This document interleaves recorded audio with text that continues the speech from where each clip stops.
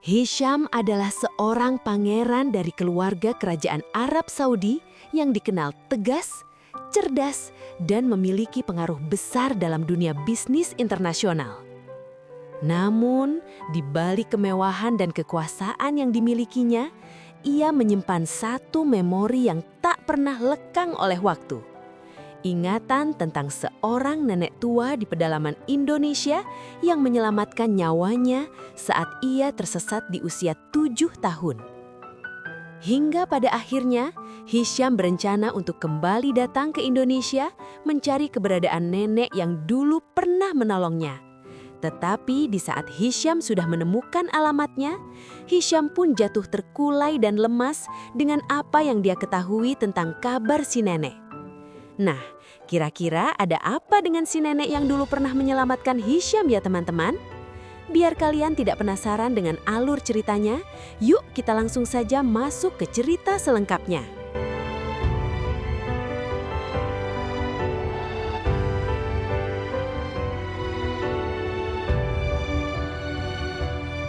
Matahari Riyadh terasa begitu menyengat. Namun hawa dingin dari pendingin ruangan di dalam jet pribadi itu sama sekali tidak mampu mendinginkan gejolak di dada Hisham. Pria itu menatap lurus ke arah jendela, memandang gumpalan awan, namun pikirannya melayang ke sebuah masa 25 tahun yang lalu. Masa di mana ia hanyalah seorang bocah laki-laki berusia 7 tahun yang ketakutan di tanah asing. Pangeran Hisham, Anda melamun lagi. Suara berat Omar, ajudan setianya, memecah kesunyian. Hisham menghela napas panjang. Di jemarinya, ia memutar-mutar sebuah tasbih kayu yang warnanya sudah memudar. Beberapa butirnya bahkan sudah retak. Omar, apakah kau percaya bahwa hidup seseorang bisa diselamatkan hanya oleh sepotong singkong rebus? Tanya Hisham tanpa menoleh. Omar membungkuk hormat.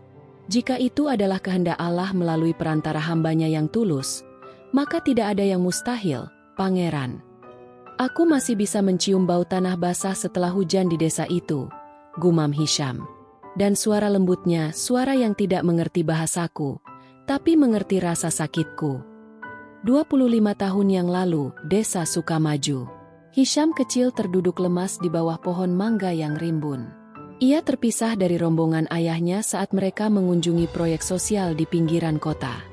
Ia berlari mengejar seekor kucing hingga masuk jauh ke dalam pemukiman kumuh dan perkebunan. Sampai ia sadar ia benar-benar sendirian. Lidah bocah itu keluh. Ia haus, lapar, dan kakinya lecet karena sepatu mahalnya tidak didesain untuk berjalan di tanah berlumpur. Tiba-tiba, suara langkah kaki pelan mendekat. Seorang wanita tua dengan kebaya motif bunga yang sudah pudar warnanya muncul memanggul bakul jamu. Ia berhenti, menatap bocah asing yang tampak berantakan itu. Lahadalah, bocah bagus. Lah ko ijinan neng kene? Ko sopo, le. Lahadalah, anak ganteng. Kok sendirian di sini? Kamu siapa, nak? Tanya nenek itu dengan raut wajah cemas. Hisham hanya menatapnya dengan mata bulat yang basah. Water please, Daddy. Nenek itu, Embok Sumi, mengernyitkan dahi. Ia tidak mengerti sepatah kata pun bahasa Inggris. Namun, melihat bibir bocah itu yang pecah-pecah, ia langsung mengerti. Oh alah, ngelak tuh, cah ganteng ngelak? SIK ojo nangis. Oh alah, haus ya? Anak ganteng haus?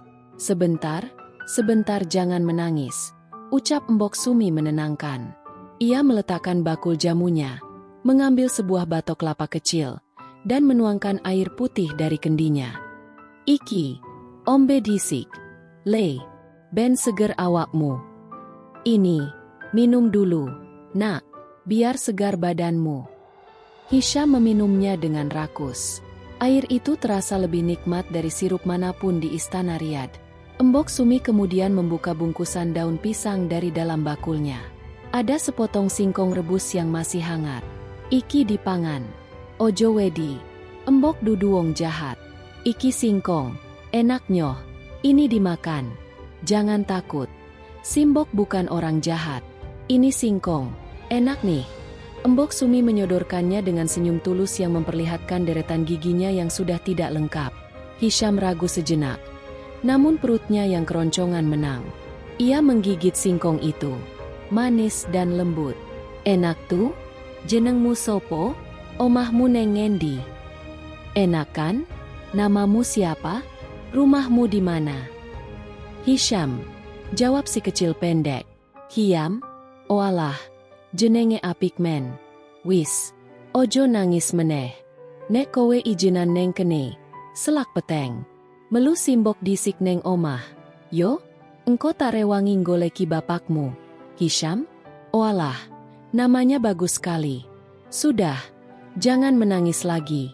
Kalau kamu sendirian di sini, keburu gelap. Ikut simbok dulu ke rumah. Ya? Nanti saya bantu cari bapakmu. Ajak Mbok Sumi sambil mengulurkan tangannya yang kasar dan penuh urat. Hisham kecil entah mengapa merasa sangat aman. Ia menggenggam tangan keriput itu. Sepanjang jalan menuju gubuknya, Mbok Sumi tak henti-hentinya bercerita dalam bahasa Jawa, seolah-olah Hisham mengerti. Kowe ngerti ora? Le? Simbok ki sejatine yo ijenan. Anakku wis podo merantau, jarang bali. Ketemu kowe ki koyo ketemu putuku dewe. Kamu tahu tidak, nak? Simbok ini sebenarnya ya sendirian. Anak-anakku sudah merantau, jarang pulang. Ketemu kamu ini seperti ketemu cucuku sendiri, kata Mbok Sumi sambil tertawa kecil. Kembali ke masa kini, di dalam jet pribadi. Pangeran, kita akan mendarat 10 menit lagi di Bandara Soekarno-Hatta. Lapor Omar. Hisham tersentak dari lamunannya. Ia mengusap wajahnya yang berewok rapi. Omar, aku tidak ingin ada protokol resmi yang berlebihan. Aku ingin langsung menuju desa itu. Aku ingin mengejutkannya. Tapi pangeran, keamanan Anda. Keamananku dijaga oleh doa-doa wanita tua itu selama 25 tahun ini. Omar, potong Hisham tegas. Dia tidak tahu siapa aku dulu. Dia menolongku bukan karena aku seorang pangeran. Dia menolongku karena dia memiliki hati manusia. Hisham menatap tasbih kayu di tangannya lagi. Saat ia ditemukan oleh pengawal ayahnya dulu, Mbok Sumi menolak diberi uang sepeser pun. Boten, Pak, kulo ikhlas nulungi cah ganteng iki. Ora usah bayar-bayar, kulo mboten butuh. Tidak, Pak, saya ikhlas menolong anak ganteng ini. Tidak usah bayar-bayar, saya tidak butuh. Begitu kata Mbok Sumi kala itu kepada ayah Hisham yang kebingungan. Satu-satunya yang ditinggalkan Hisham adalah sebuah janji kecil yang ia bisikan sebelum naik ke mobil mewah ayahnya. I will come back, Grandma. I promise. Kini, janji itu membawanya kembali melintasi benua. Di dalam tas mewahnya, terdapat sebuah kotak bludru berisi kalung berlian dan kunci sebuah rumah mewah yang telah ia beli di kawasan elit Indonesia, serta dokumen kesehatan terbaik. Tunggu aku, Mbok. Aku akan menjemputmu dari gubuk itu. Kamu tidak perlu lagi jualan jamu. Kamu tidak perlu lagi makan singkong karena terpaksa. Aku akan menjadikannya ratu di sisa usianya. Batin Hisham dengan tekad membara. Namun, ada perasaan sesak yang tiba-tiba muncul di dadanya. Sebuah firasat yang ia tepis berkali-kali. Angin di luar pesawat menderu, seolah membisikkan sesuatu yang tidak ingin ia dengar. Pangeran, mobil jemputan sudah siap di bawah, ujar Omar setelah pesawat berhenti sempurna. Hisham berdiri, merapikan jasnya, dan melangkah turun. Matanya menatap langit Jakarta yang mendung. Ayo, jangan buang waktu lagi. Aku sudah membiarkannya menunggu selama 25 tahun. Itu sudah terlalu lama. Langkah kaki sang pangeran begitu mantap, membawa segunung harapan dan rindu yang membuncah. Ia membayangkan wajah keriput itu akan bersinar saat melihatnya kembali. Ia membayangkan akan memeluk nenek tua itu dan berkata, Mbok, putumu wis bali. Mbok, cucumu sudah pulang. Namun, takdir seringkali memiliki cara yang paling kejam untuk menguji sebuah kerinduan. Roda-roda mobil SUV hitam anti peluru itu berputar perlahan, berjuang melewati jalanan tanah yang berlubang dan digenangi air hujan semalam. Di dalamnya, Hisham duduk dengan gelisah. Ia terus menatap layar ponselnya, membandingkan peta digital dengan foto kusam sebuah pohon mangga besar yang tersimpan di memorinya. Pangeran, Jalanan di depan semakin menyempit. Mobil tidak akan bisa lewat jika kita terus masuk lebih dalam. Lapor Omar dari kursi depan. Hisham melihat keluar jendela. Anak-anak kecil tanpa alas kaki berlarian mengejar iring-iringan mobil mereka. Rumah-rumah kayu dengan jemuran baju di depannya tampak begitu akrab di mata Hisham. "Berhenti di sini saja, Omar.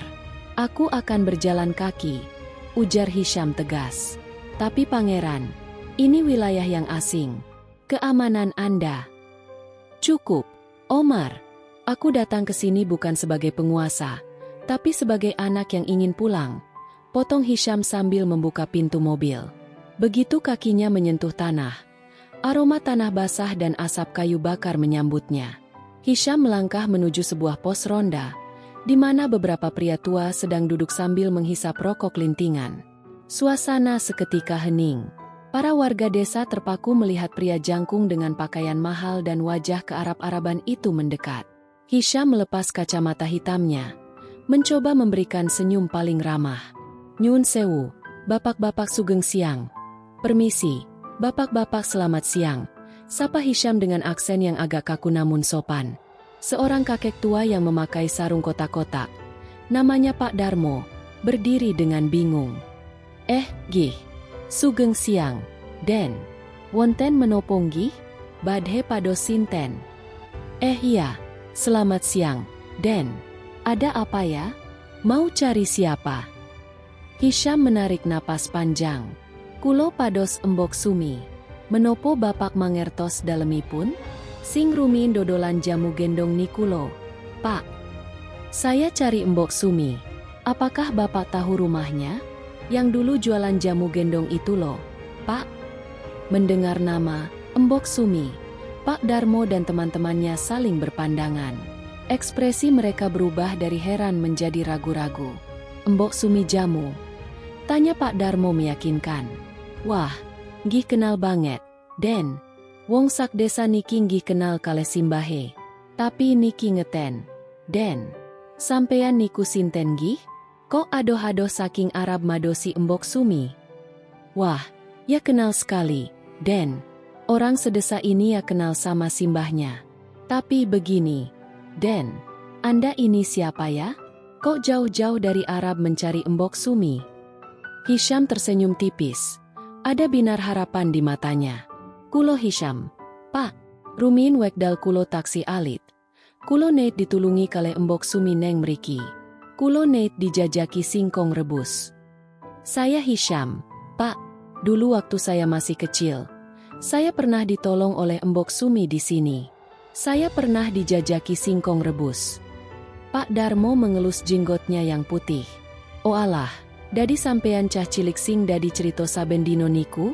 Cah cilik sing diarani pangeran kaleh Embok Sumi. Oh alah. Jadi Anda anak kecil yang jadi cerita setiap hari itu? Anak kecil yang dipanggil pangeran oleh Embok Sumi?" "Nggih, Pak. Leres. Menopo Embok Sumi taksi wonten?" "Iya, Pak. Benar. Apakah Embok Sumi masih ada?"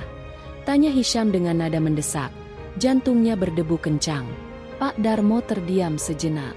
Ia mengisap rokoknya dalam-dalam lalu menghembuskannya perlahan. Matanya menatap ke arah ujung jalan setapak yang rimbun dengan pepohonan bambu. "Ngeten gih, Den Hisham. Embok Sumi niku tiang esai. Saben dino, senajan wis sepuh, piyambake nggih taksi nunggu wonten ngandhap wit pelem niko. Jarene, putuku sing ganteng kae mesti bali mrene." "Begini ya, Den Hisham. Embok Sumi itu orang baik. Setiap hari, meskipun sudah tua, dia ya masih menunggu di bawah pohon mangga itu. Katanya, cucuku yang ganteng itu pasti kembali ke sini." "Lalu sekarang beliau di mana, Pak?" "Saya sudah bawa dokter. Saya ingin mengajak beliau periksa kesehatan. Saya ingin membalas budinya," ucap Hisham sambil menunjukkan Omar yang membawa tas peralatan medis ringan. Pak Darmo mendesah panjang. Suaranya merendah. "Ngapunten gih, Den. Nek badhe madosi dalemipun.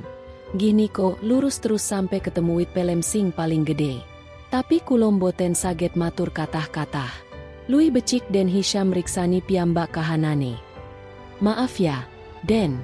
Kalau mau cari rumahnya, yaitu lurus terus sampai ketemu pohon mangga yang paling besar. Tapi saya tidak bisa bicara banyak-banyak. Lebih baik Den Hisham melihat sendiri keadaannya. Hisham merasakan firasat tidak enak. Wonten menopo, Pak? Embok Sumi sakit. Wis. Den mriko mawon dhisik. Engko lak ngerti dewe. Kulo mboten tego critone. Sudah, Den. Kesana saja dulu. Nanti juga tahu sendiri. Saya tidak tega ceritanya, jawab Pak Darmo sambil memalingkan wajah. Hisham tidak menunggu lama lagi. Ia setengah berlari menyusuri jalan setapak yang semakin becek. Sepatu pantofel mahalnya kini tertutup lumpur coklat. Tapi ia tak peduli. Omar berusaha mengejarnya dari belakang. Pangeran, pelan-pelan. Hisham mengabaikan seruan itu. Ingatannya kembali ke 25 tahun lalu. Di jalanan ini, ia dituntun oleh tangan Embok Sumi yang hangat. Sekarang, jalanan ini terasa begitu sunyi dan dingin. Tiba-tiba, ia melihatnya. Pohon mangga besar itu. Pohon yang dulu menjadi saksi bisu saat ia menangis kelaparan. Di bawah pohon itu, ada sebuah gubuk kecil yang sangat memprihatinkan. Dinding bilik bambunya sudah bolong-bolong, dan atap rumbianya tampak hampir runtuh. Di depan rumah itu, seorang wanita parubaya sedang mencuci piring dengan air sumur. Hisham berhenti. Nafasnya tersengal. Nyuwun sewu, Bu. Sapa Hisham gemetar. Wanita itu menoleh. Wajahnya tampak lelah. Nggih, sampeyan sinten? Kulo madosi Embok Sumi. Menopo niki dalemipun? Saya mencari Embok Sumi. Apakah ini rumahnya? Wanita itu terpaku. Ia menatap wajah Hisham lama sekali. Lalu matanya mulai berkaca-kaca. Ya Allah, sampean niku putu saking Arab sing asring diceritake Embok Sumi. Nggih? Ya Allah, Anda itu cucu dari Arab yang sering diceritakan Embok Sumi, ya? Nggih, Bu. Kulo Shem. Embok Sumi wonten pundi? Kulo ajeng kepanggih. Iya, Bu. Saya Hisham. Embok Sumi di mana?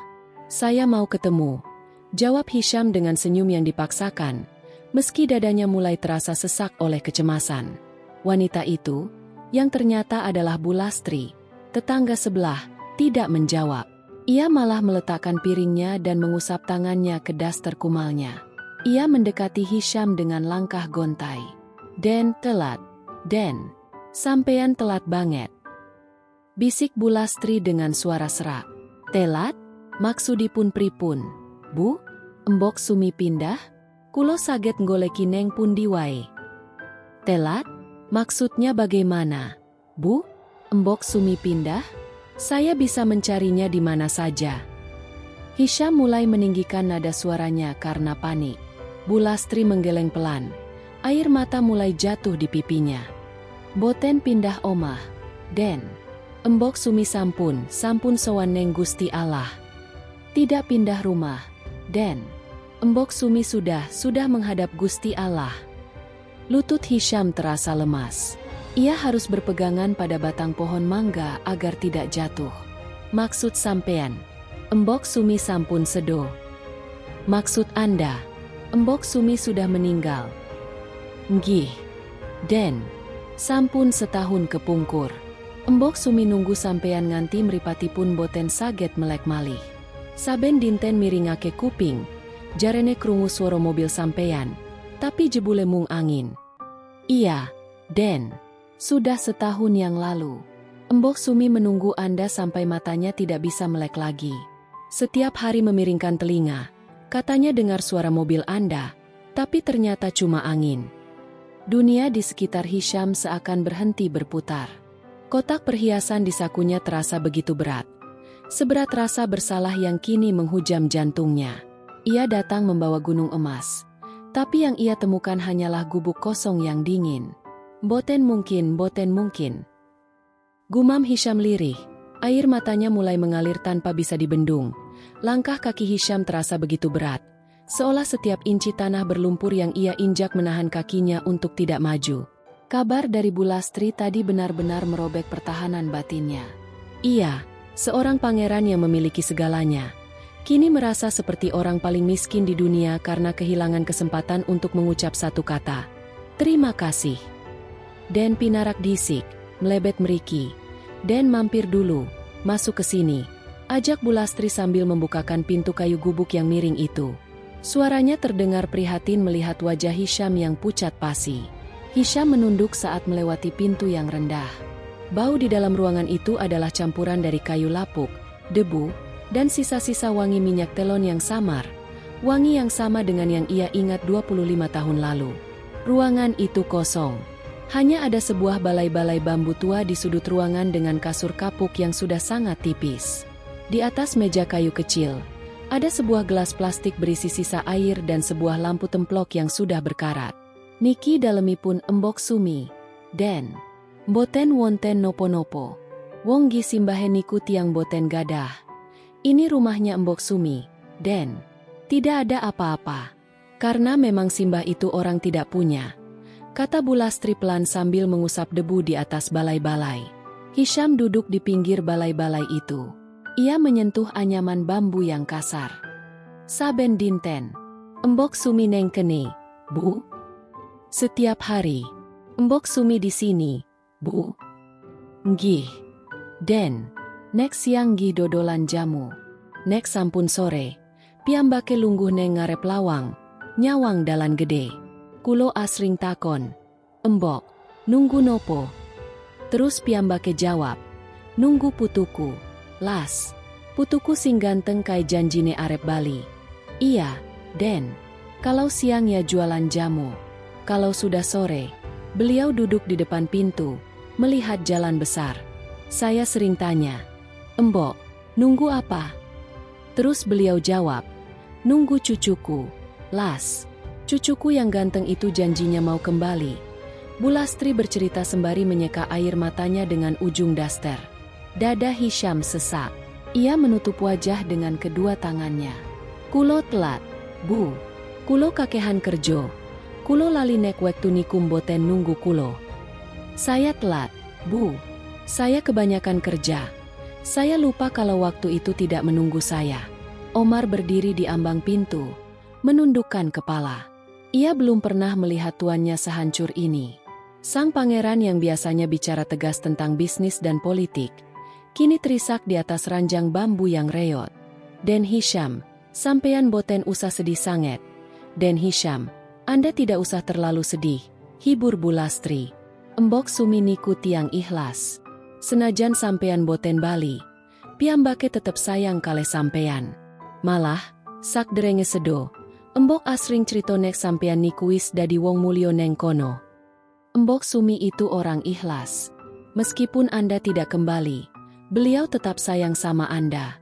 Malah, sebelum meninggal, Embok sering cerita kalau Anda itu sudah jadi orang mulia di sana. Mulya saking pundi, Bu? Kulo mboten saget nulungi wong sing wis nulungi urip kulo. Mulia dari mana, Bu? Saya tidak bisa menolong orang yang sudah menolong hidup saya. Teriak Hisham tertahan, suaranya parau karena tangis. Nyuwun sewu, Den. Embok niku nek pesen. Permisi, Den. Embok itu pernah berpesan.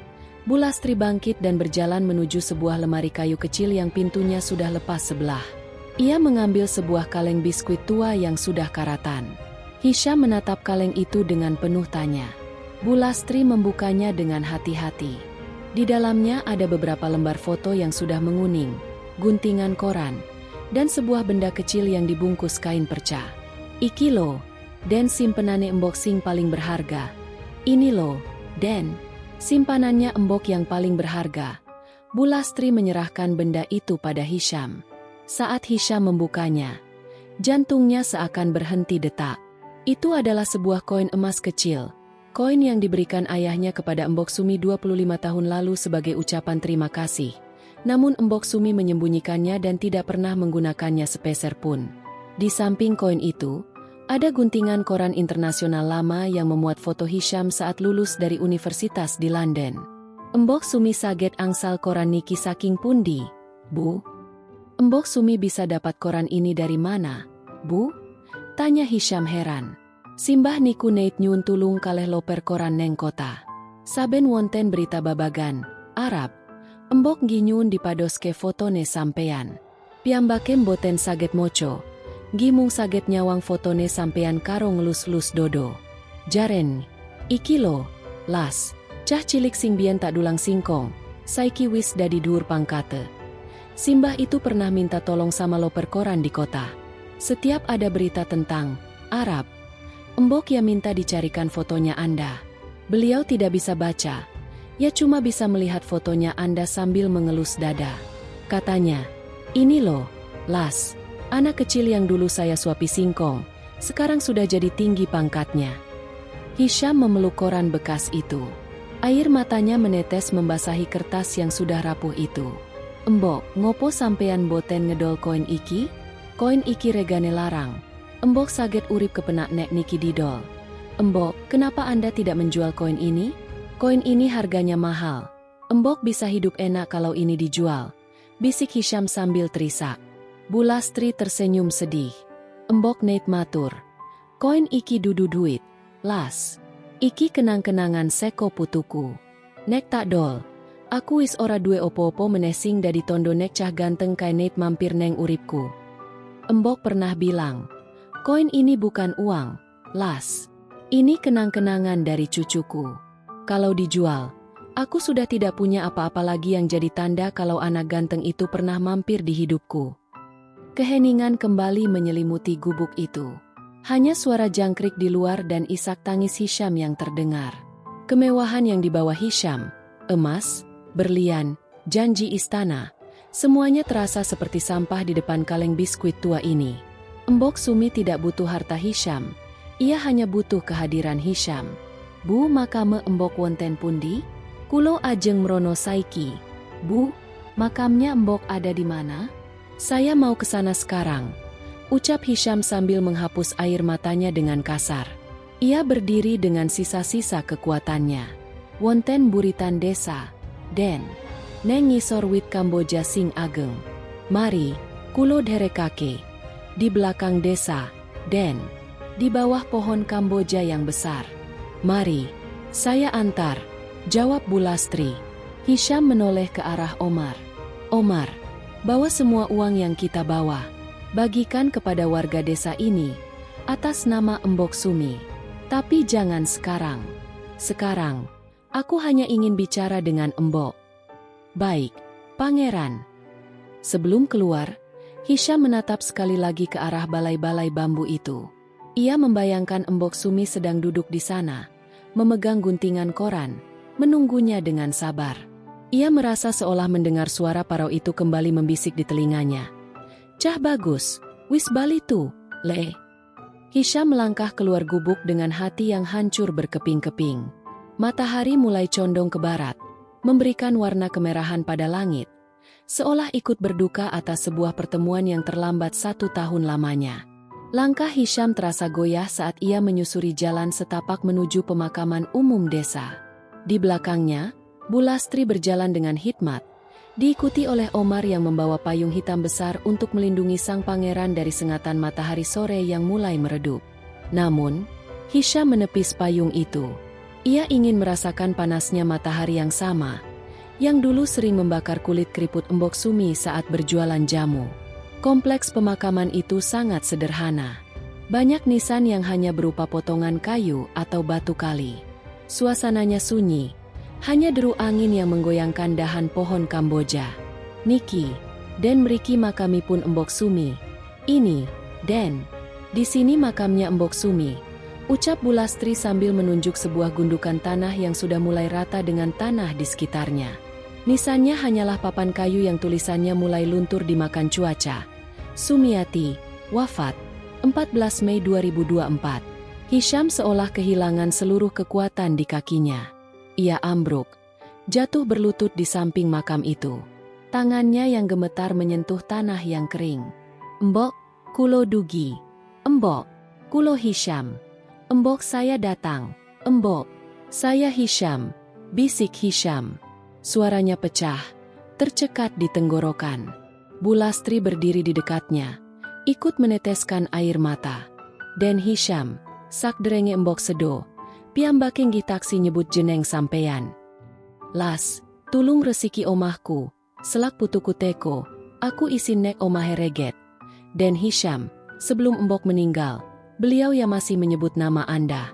Las, tolong bersihkan rumahku, keburu cucuku datang, aku malu kalau rumahnya kotor. Tangis Hisham pecah. Ia membenamkan wajahnya di atas pusara itu. Ya Allah, embok. Ngapuntenaken kulo duso kalih sampeyan. Embok, sampeyan nunggu neng kene. Kulo malah seneng-seneng neng istana. Ya Allah, embok, maafkan saya. Saya berdosa sama Anda. Embok, Anda menunggu di sini. Saya malah senang-senang di istana. Sampun, Den sampun. Embok mboten neid duka kalih sampeyan. Sudah, Den. Embok tidak pernah marah sama Anda. Hibur Bulastri sambil mengusap bahu Hisham. Embok niku neid matur ngeten. Aku ora butuh opo-opo seko cah ganteng kae. Las, aku mung pengen ngerti. Opo dheweke isi eling carane dadi wong apik? Nek dheweke dadi wong apik, aku wis seneng banget, wis tentrem uripku. Embok itu pernah bilang begini. Aku tidak butuh apa-apa dari anak ganteng itu. Las, aku cuma ingin tahu, apa dia masih ingat caranya jadi orang baik? Kalau dia jadi orang baik, aku sudah senang sekali, sudah tentram hidupku. Hisham mengangkat kepalanya, matanya merah dan sembab. Bu, menopo embok neid sakit parah sak dereng seda? Menopo piyambake kepingin nopo-nopo sing boten saget keturutan? Bu, apakah embok pernah sakit parah sebelum meninggal? Apakah beliau ingin apa-apa yang tidak bisa kesampaian? Bulastri mendesah panjang. Ia teringat masa-masa sulit itu. Simbah niku sakit sepuh. Den, awake wis ringkih. Janjen gi butuh obat. Butuh dahar sing enak. Tapi embok niku mbeling. Boten purun ngrepotke tonggo.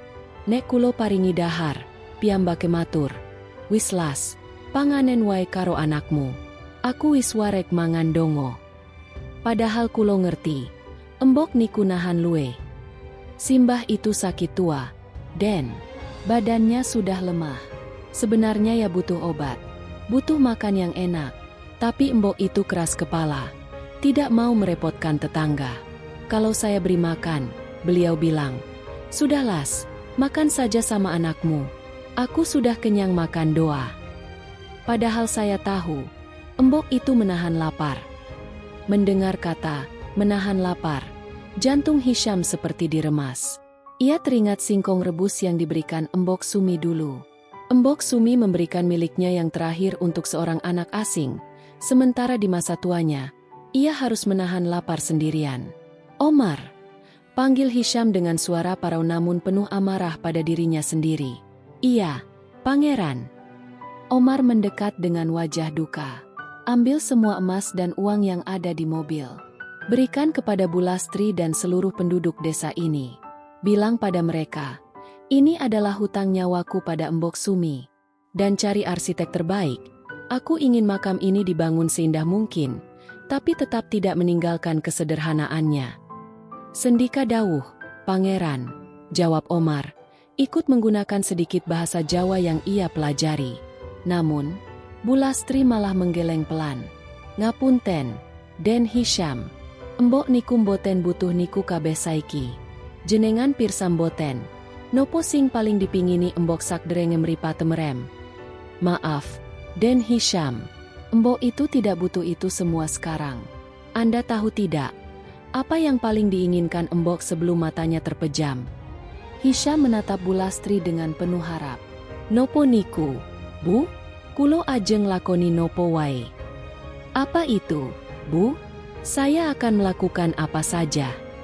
Embok niku kepingin banget weru sampeyan dadi imam. Den, piyambake asring matur. Aku pengen ngrungokke putuku ngaji neng sandingku. Tapi sampeyan boten wonten neng mriki wektu niku. Embok itu ingin sekali melihat Anda jadi imam. Den, beliau sering bilang, aku ingin mendengarkan cucuku mengaji di sampingku. Tapi Anda tidak ada di sini waktu itu. Hisham terdiam. Ia tertunduk lesu. Sebagai pangeran, ia sering memberikan pidato di hadapan ribuan orang, tapi ia melewatkan permintaan sederhana dari wanita yang menyelamatkan nyawanya. Hisham kemudian duduk bersila di samping makam. Ia melepas sorban mahalnya dan meletakkannya di atas tanah. Ia mulai melantunkan ayat-ayat suci Al-Quran dengan suara yang bergetar karena tangis. Suaranya mengalun indah di tengah kesunyian pemakaman, seolah-olah seluruh semesta ikut mendengarkan. Warga desa yang mulai berdatangan karena penasaran, berdiri di kejauhan. Mereka terenyuh melihat seorang pria Arab yang gagah perkasa, menangis terseduh-seduh sambil mengaji di depan makam seorang nenek penjual jamu yang miskin. Setelah selesai mengaji, Hisham mengusap tanah makam itu dengan lembut. "Embok kulo sampun ngajinggih. Sampeyan mirengaken. Tuh, kulo janji. Embok, jeneng sampeyan boten bakal ilang seko desa niki. Kulo bakal nggawe kabeh wong neng desa niki eling yen tau ana malaikat tanpa swiwi sing jenenge Embok Sumi. Embok, saya sudah mengaji ya. Anda mendengarkan, kan? Saya janji.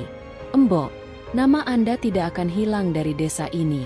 Saya akan membuat semua orang di desa ini ingat bahwa pernah ada malaikat tanpa sayap yang namanya Embok Sumi."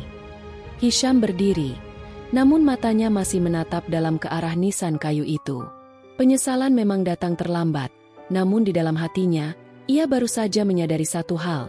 Kekayaan yang sesungguhnya bukan terletak pada apa yang kita bawa pulang ke istana, melainkan apa yang kita tinggalkan di hati orang lain.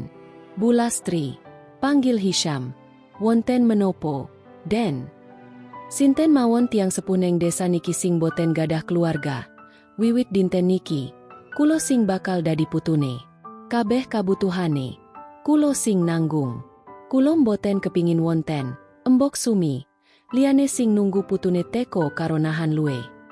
Siapa saja orang tua di desa ini yang tidak punya keluarga, mulai hari ini, saya yang akan jadi cucunya. Semua kebutuhannya, saya yang tanggung. Saya tidak ingin ada Embok Sumi lainnya yang menunggu cucunya datang sambil menahan lapar." Bu Lastri menangis haru dan langsung bersujud syukur. "Matur nun, Den matur nun sanget. Embok Sumi pasti seneng banget neng mriko."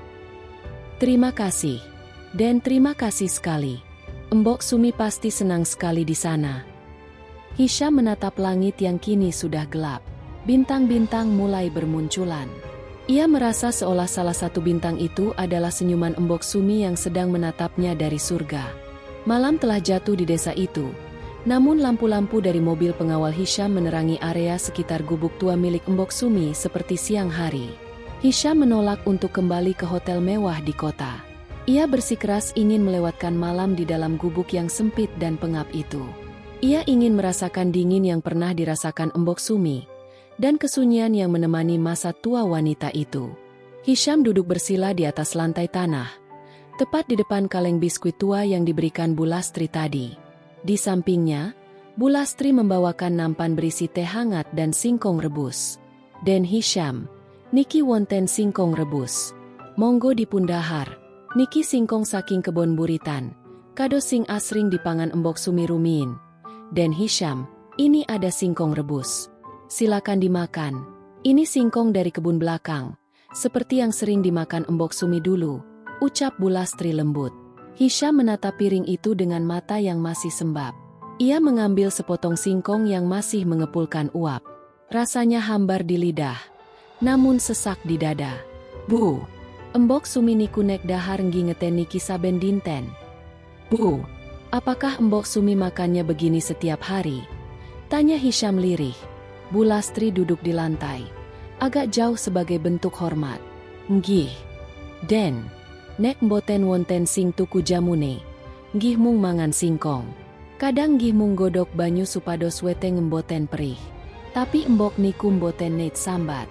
Piyambake malah asring matur, 'Las, singkong iki enak. Aku kelingan putuku sing neng Arab kae. Embien dhewek yo doyan banget mangan iki.' Iya, Den. Kalau tidak ada yang beli jamunya, ya cuma makan singkong. Kadang ya cuma merebus air supaya perutnya tidak perih." Tapi embok itu tidak pernah mengeluh. Beliau malah sering bilang, "Las, singkong ini enak. Aku teringat cucuku yang di Arab itu. Dulu dia juga doyan banget makan ini. Hisham meletakkan kembali singkong itu. Air matanya menetes lagi. Kulo niku zolim, Bu. Kulo niku sombong. Kulo mikir duit kulo sage tuku kabeh. Tapi kulo mboten sage tuku wektu sing sampun ilang. Saya itu zolim, Bu. Saya itu sombong. Saya pikir uang saya bisa beli semua. Tapi saya tidak bisa beli waktu yang sudah hilang. Sampun, Den. Ampun nyalahke diri sendiri terus. Sudah, Den. Jangan menyalahkan diri sendiri terus. Sela Bu Lastri. Jenengan pirsam boten? Embok Sumi niku neit nyimpen bungkusan kain putih neng ngisor bantal.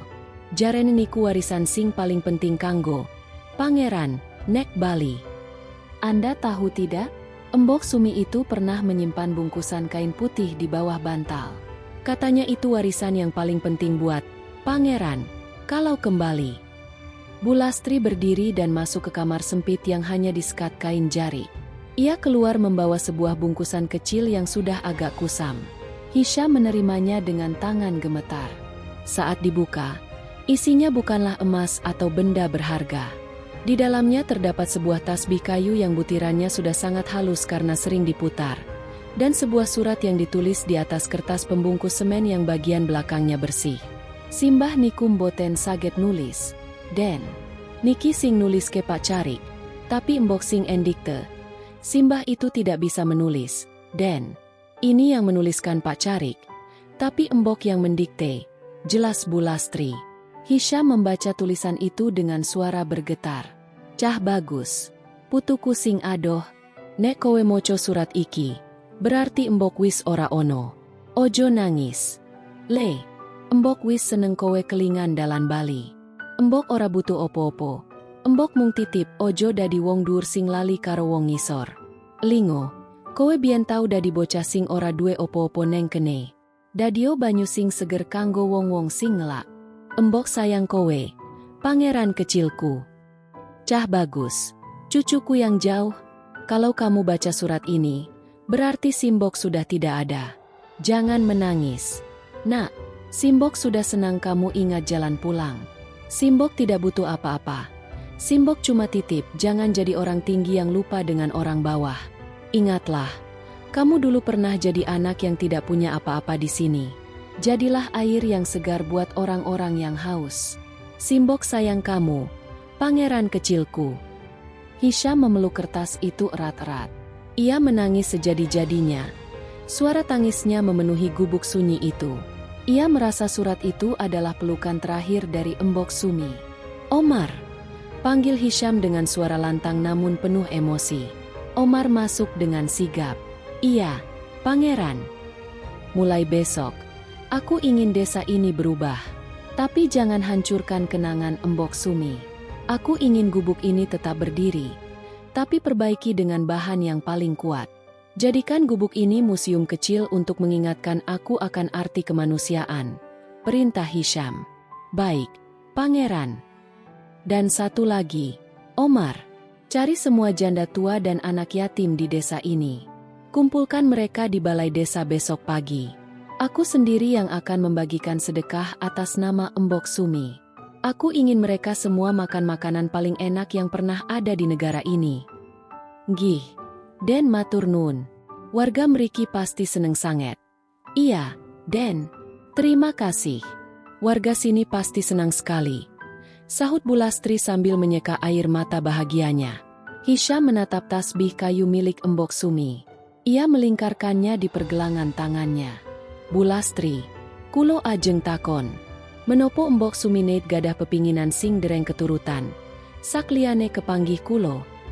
Bu Lastri, saya mau tanya, apakah Embok Sumi pernah punya keinginan yang belum kesampaian, selain bertemu saya? Bu Lastri terdiam sebentar, mengingat-ingat. Wonten setunggal, Den. Embok niku pengen banget nggawe sumur neng buritan omah niki. Supados tonggo-tonggo mboten usah mlaku adoh neng kali nek musim ketigo. Embok niku pengen dadi sedekah jariah kanggo wong akeh. Ada satu, Den. Embok itu ingin sekali membuat sumur di belakang rumah ini. supaya tetangga-tetangga tidak usah jalan jauh ke sungai kalau musim kemarau. Embok itu ingin jadi sedekah jariah buat orang banyak. Mendengar itu, Hisham menutup matanya. Bahkan di saat ia sendiri kekurangan air, ia masih memikirkan rasa haus orang lain, batin Hisham. Omar, dengar itu? Besok pagi, bawa alat pengeboran sumur tercanggih ke sini. Aku tidak hanya ingin satu sumur. Buat sistem perairan untuk seluruh desa ini. Pastikan tidak ada lagi orang yang harus berjalan jauh hanya untuk setetes air. Akan segera saya laksanakan, Pangeran. Malam itu, Hisham tidak bisa tidur. Ia berbaring di balai-balai bambu yang keras itu, menatap langit-langit gubuk yang mulai dimakan rayap. Ia memegang tasbih Embok Sumi dan mulai berzikir. Setiap butir tasbih yang ia geser terasa seperti detak jantung Embok Sumi yang dulu memeluknya. Embok, kulo sampun nampi warisan sampeyan. Embok, saya sudah menerima warisan Anda, bisik Hisham pada kegelapan malam. Duit kulo mboten saget nguripke sampeyan meneh. Tapi duit kulo bakal nguripke impen-impen sampeyan kanggo desa niki. Sampeyan mboten seda. Embok, sampeyan bakal terus urip neng saben tetes banyu sing diombe warga desa niki. Angin malam berhembus pelan, menggoyangkan daun pohon mangga di luar, menciptakan suara gemerisik yang lembut, seolah Embok Sumi sedang berbisik setuju dari kejauhan alam sana. Pagi buta di desa itu biasanya hanya diisi oleh suara kokok ayam dan deru mesin parut kelapa. Namun pagi ini, suasana berbeda. Suara helikopter sayup-sayup terdengar dari kejauhan, dan iring-iringan truk besar membawa material bangunan serta logistik mulai memasuki jalanan desa yang sudah diperkeras secara darurat oleh anak buah Hisham dalam semalam. Hisham berdiri di depan gubuk Embok Sumi, mengenakan kemeja putih sederhana dengan lengan yang digulung. Ia tidak lagi memakai jas mahalnya. Di pergelangan tangannya, tasbih kayu milik Embok Sumi melingkar erat. Pangeran, semua peralatan pengeboran sudah tiba. Arsitek juga sudah mulai memetakan lahan untuk panti jompo, lapor Omar. Bagus. Tapi ingat, Omar, jangan ada satupun warga yang merasa terusir. Jika kita butuh lahan mereka, bayar 3 kali lipat dari harga pasar. Aku ingin mereka bahagia, bukan tertekan, perintah Hisham. Tiba-tiba, seorang pria parubaya dengan pakaian safari coklat, Pak Kades, datang dengan wajah cemas, diikuti beberapa perangkat desa. Nyuwun sewu, Den Pangeran kulo Pak Kades mriki. Wonten menapa nggih kok rame-rame sanget? Warga kulo sami bingung lan kaget meriksani alat-alat berat niki. Permisi, Den Pangeran, saya Pak Kades sini. Ada apa ya kok ramai sekali? Warga saya pada bingung dan kaget melihat alat-alat berat ini. Tanya Pak Kades sambil membungkuk hormat. Hisham tersenyum tipis dan menyalami Pak Kades. Pak Kades, ampun kuatir. Kulo mboten badhe gusur. Kulo malah badhe bangun. Kulo badhe ngwujudake impenipun Embok Sumi. Pak Kades, jangan khawatir. Saya tidak mau menggusur. Saya malah mau membangun. Saya mau mewujudkan impiannya Embok Sumi. Pak Kades mengernyitkan dahi. Impenipun Embok Sumi, Embok jamu niku, nanging piyambake sampun sedo, Den. Impiannya Embok Sumi, Embok jamu itu, tapi beliau sudah meninggal, Den. Leres, Pak, Embok sampun sedo, nanging kebecikane mboten pareng mati. Benar, Pak, Embok sudah meninggal, tapi kebaikannya tidak boleh mati, jawab Hisham tegas. Kulo badhe gawe sumur bor neng saben pojok desa. Kulo ugi badhe bangun griya sepuh kanggo mbah-mbah sing ijenan neng mriki.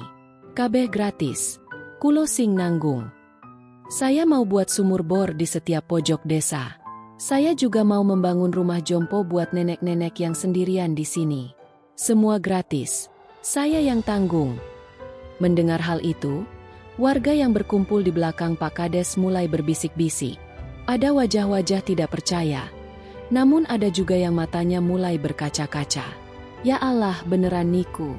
Den, Embok Sumi niku ne crito nek putune bakal dadi wong mulyo. Jebule sampeyan tenanan teko.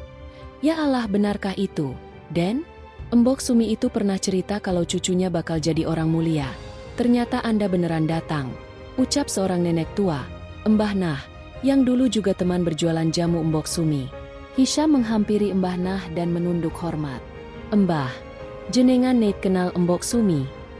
"Mbah, Anda pernah kenal Mbok Sumi?" "Kenal banget. Lek kulo niku kancane dodolan jamu. Mbok Sumi niku tiang esai. Senajan ora duwe, nek kulo sakit, piyambake sing ngeterke jamu neng omah. Jaren, ora opo-opo aku ora payu, sing penting kancaku waras. Kenal banget, nak saya itu temannya jualan jamu. Mbok Sumi itu orang baik. Walaupun tidak punya, kalau saya sakit, beliau yang mengantarkan jamu ke rumah. Katanya, tidak apa-apa aku tidak laku, yang penting temanku sehat." Kenang Mbah Nah sambil terisak. Hisham memegang tangan Mbah Nah yang keriput. "Mulai dinten niki, Mbah Nah mboten usah dodolan jamu meneh nek kesel. Mbah Nah bakal manggon neng griya sing apik, dahar sing enak, wonten dokter sing enjo. Iki kabeh mergo kebecikane Mbok Sumi. Mulai hari ini, Mbah Nah tidak usah jualan jamu lagi kalau capek. Mbah Nah bakal tinggal di rumah yang bagus, makan yang enak, ada dokter yang menjaga. Ini semua karena kebaikannya Mbok Sumi. Matur nuwun, den matur nuwun Gusti Allah." Tangis Mbah Nah pecah. Ia hampir bersujud di kaki Hisham namun segera dicegah oleh sang pangeran. Pekerjaan pun dimulai. Hisham tidak hanya memantau, ia ikut turun tangan. Saat pengeboran sumur pertama di belakang gubuk Mbok Sumi dimulai, Hisham ikut memegang tuas alatnya. Ketika air pertama kali menyembur keluar dari dalam tanah, jernih dan segar, seluruh warga bersorak. "Air! Banyu! Banyu teko!" teriak anak-anak desa kegirangan. Hisham menangkupkan air itu ke wajahnya. Airnya terasa sangat dingin, persis seperti air kendi yang diberikan Mbok Sumi padanya dulu. "Omar, buatkan prasasti kecil di dekat sumur ini," bisik Hisham. "Tuliskan, sedekah jariah Sumiati. Siapapun yang haus, minumlah sepuasnya secara gratis." Di tengah kesibukan itu, Bu Lastri datang membawakan bekal makan siang untuk Hisham. Bukan makanan mewah, melainkan nasi liwet dengan ikan asin dan sambal korek. "Den, niki doharani pun. Boten mewah, nanging niki doharan kesenengane Mbok Sumi nek nembe angsal bathi katah. Den, ini makanannya. Tidak mewah, tapi ini makanan kesukaannya Mbok Sumi kalau baru dapat untung banyak," ucap Bu Lastri. Hisham duduk di bawah pohon mangga, tempat ia dulu menangis. Ia makan dengan lahap menggunakan tangan, tanpa sendok perak, tanpa pelayan istana. Para pengawalnya hanya bisa terpana melihat tuannya makan di pinggir jalan dengan begitu nikmat. "Bu Lastri, kulo ngeroso Mbok Sumi niku wonten neng mriki. Neng angin sing sumilir, neng banyu sing metu seko sumur, kulo keroso piyambake mesem. Bu Lastri, saya merasa Mbok Sumi itu ada di sini. Di angin yang berhembus, di air yang keluar dari sumur, saya merasa beliau tersenyum," ucap Hisham lirih di sela suapannya. "Nggih, Den, Mbok niku sampun tenang. Saiki tugas sejenengan niku enjo wasiate. Ojo nganti panti jompo sing badhe dibangun niku mung dadi gedung kosong. Gedung niku kudu dadi omah sing kebak kasih sayang." "Iya, Den, Mbok itu sudah tenang. Sekarang tugas Anda itu menjaga wasiatnya. Jangan sampai panti jompo yang mau dibangun itu cuma jadi gedung kosong. Gedung itu harus jadi rumah yang penuh kasih sayang," pesan Bu Lastri. "Kulo janji, Bu. Griya niku badhe dipun paringi asma, Baitul Sumi, rumah Sumi. Saben wong sepuh neng kene bakal ngeroso duwe keluarga meneh." Sore harinya, Hisham kembali ke makam Mbok Sumi. Makam itu kini sudah dipugar dengan batu marmer putih yang elegan namun simpel. Di sekelilingnya ditanami bunga melati yang harumnya semerbak. "Mbok Sumure wis dadi. Banyune bening banget, persis koyo atimu. Mbok sumurnya sudah jadi. Airnya bening banget, persis seperti hatimu," bisik Hisham sambil mengelus nisan marmer itu. "Dilit meneh. Griya jompo kanggo kanca-kancamu ugi dadi. Mbok mboten usah kuatir nggih. Kulo bakal enjo desa niki. Sebentar lagi, rumah jompo buat teman-temanmu juga jadi. Mbok tidak usah khawatir ya. Saya bakal menjaga desa ini." Namun, di tengah kedamaian itu, Omar datang dengan wajah tegang. "Pangeran, ada panggilan darurat dari Riyadh. Ayahanda Raja meminta Anda segera kembali karena ada urusan kenegaraan yang mendesak. Pesawat harus berangkat malam ini." Hisham terdiam. Ia menatap desa yang baru mulai ia bangun. Ia belum ingin pergi. Hatinya masih tertambat di gubuk kecil dan makam ini. "Malam ini?" tanya Hisham berat. "Iya, Pangeran. Keputusannya tidak bisa ditunda." Hisham menghela napas panjang. Ia menatap nisan Embok Sumi untuk terakhir kalinya dalam kunjungan kali ini. "Kulo pamit disik nggih, Embok. Nanging kulo janji, kulo bakal sering-sering mrene. Desa niki wis dadi omahku sing keloro. Saya pamit dulu ya, Embok. Tapi saya janji, saya bakal sering-sering kesini. Desa ini sudah jadi rumahku yang kedua." Ia berdiri, merapikan pakaiannya yang berdebu, dan berjalan menuju mobil. Namun kali ini, jalannya tegak. Rasa bersalahnya memang belum sepenuhnya hilang, tapi ia kini memiliki tujuan hidup yang baru. Menjadi pangeran yang diinginkan Embok Sumi, pangeran yang hatinya milik rakyat jelata. Setahun telah berlalu sejak kedatangan pertama Hisham ke desa itu. Pagi ini, udara desa terasa sangat sejuk. Jalanan yang dulunya berbatu dan becek, kini telah berganti menjadi aspal halus yang rapi, namun tetap dikelilingi oleh pepohonan hijau yang asri. Di tengah desa, berdiri sebuah kompleks bangunan megah namun bergaya tradisional Jawa yang kental. Di atas gerbang kayu jati yang besar, terukir nama dengan huruf emas, Baitul Sumi, Omah Kasih Sayang Embok Sumi. Sebuah helikopter dengan lambang kerajaan mendarat di lapangan dekat desa. Hisham turun dengan langkah mantap. Kali ini ia tidak datang dengan kesedihan yang menghancurkan, melainkan dengan senyum kedamaian. Ia mengenakan baju koko putih dengan sarung sutra, menghormati adat tempat tinggal nenek angkatnya. Di depan gerbang, Bu Lastri, Pak Kades, dan puluhan nenek-nenek penghuni panti sudah menunggu dengan wajah berseri-seri. "Sugeng Rawuh, Den Pangeran. Sugeng Rawuh. Selamat datang, Den Pangeran. Selamat datang," seru warga serempak. Hisham menyalami mereka satu persatu, tak segan mencium tangan para nenek tua yang kini tampak lebih sehat dan bersih.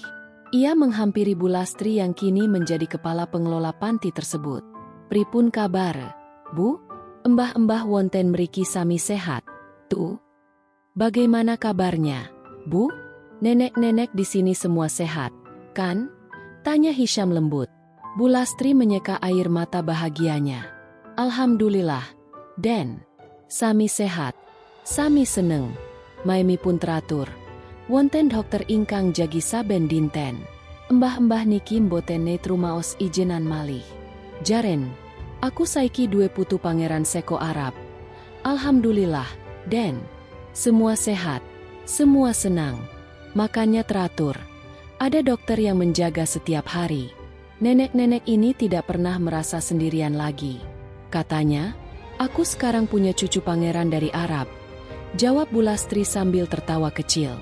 Hisham berjalan masuk ke dalam panti.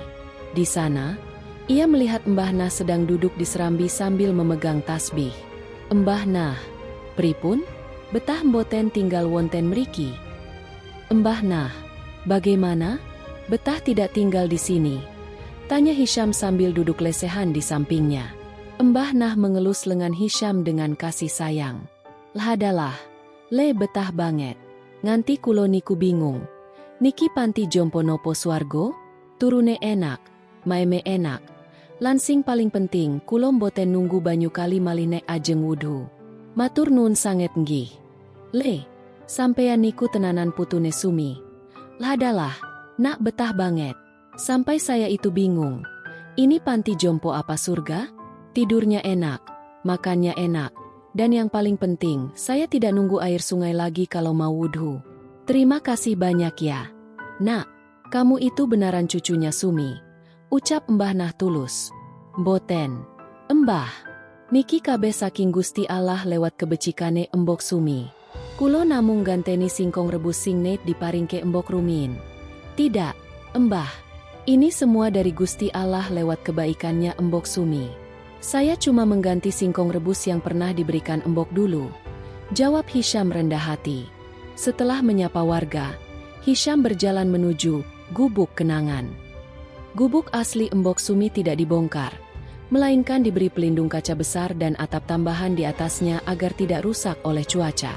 Di dalamnya, tata letaknya masih persis sama, balai-balai bambu, kendi air, dan kaleng biskuit tua itu. Hisham masuk ke dalam gubuk itu sendirian. Ia duduk di balai-balai tempat ia menangis setahun lalu. Ia mengeluarkan sebuah benda dari kantongnya, sebuah koin emas baru yang di salah satu sisinya terukir wajah seorang wanita tua memakai caping dan di sisi lain bertuliskan, "Kemanusiaan tidak mengenal batas negara." "Embok, kulo sampun nepati janji." "Embok, saya sudah menepati janji," bisik Hisham pada keheningan. "Desane sampean saiki wis mulya. Boten wonten embah-embah sing nangis mergo luwe. Boten wonten cah cilik sing ngelak neng pinggir dalan. Kabeh mergo sampean, Embok." Tiba-tiba, seorang anak kecil berusia sekitar 7 tahun, warga desa setempat, mengintip dari balik pintu kaca. Ia membawa sepotong singkong rebus yang masih hangat di atas daun pisang. "Nyuwun sewu, Pak Pangeran niki dipun paringi simbah kulo," jarene Pak Pangeran remendahar singkong. "Permisi, Pak Pangeran, ini diberi simbah saya. Katanya Pak Pangeran suka makan singkong," ucap anak itu malu-malu. Hisham terpaku. Pemandangan itu seolah memutar balik waktu. Ia menerima singkong itu dengan tangan gemetar. "Matur nuwun, cah bagus. Jenengmu sopo?" "Terima kasih, anak ganteng. Namamu siapa?" "Jeneng kulo Sumadi, Pak." Hisham tersenyum lebar. Air mata haru menggenang di matanya. Ia mengusap kepala anak itu. "Jenengmu apik banget. Sekolah sing pinter, yo? Sesuk nek wis gede, dadio wong sing seneng nulungi wong liyo, koyo Embok Sumi. Namamu bagus sekali. Sekolah yang pintar, ya? Besok kalau sudah besar, jadilah orang yang suka menolong orang lain, seperti Embok Sumi." Hisham kemudian melangkah keluar menuju makam Embok Sumi yang kini berada di taman bunga di tengah kompleks panti. Makam marmer putih itu tampak bersinar tertimpa cahaya matahari siang. Ia berdiri diam sejenak, memanjatkan doa yang panjang. Omar mendekat perlahan.